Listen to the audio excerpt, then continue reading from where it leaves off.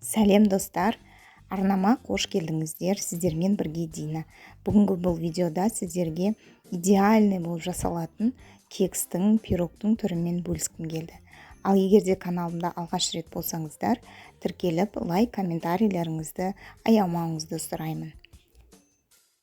Бұл пирогтың жасалу ерекшелігі өзінің қосылатын заттарының аздығына қарамастан пирог өте дәмді әрі түрі де тартымды болып шығады. Ол үшін бізге 3 жұмыртқа қажет. Оны қойытылған сүтпен бірге араластырып миксерлеп аламыз. Пирогымыз осы қойытылған сүтті қосудың есебінен сап-сары әдемі болып шығады. Оған ерітілген сармайды қостым және 150 грамм ұн, оның үстіне ұн қопсытқышты қосамыз. Осы қамырымызды жақсылап араластырамыз. Түйшіктері болмауы тиіс. Пирогымыздың қоюлығы шамамен осындай болады.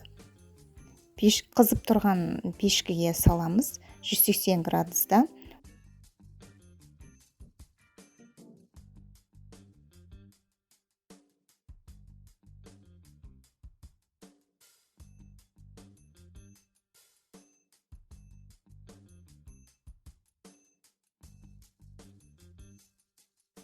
Мінеки пирогымыз дайын болды. Өзіміздің қалауымызбен әсемдейміз. Жемістер болсын, шоколадты ганаш болсын, ал мен қант ұнтағымен, яғни сахарная пудра деп атайды, сонымен әсемдедім.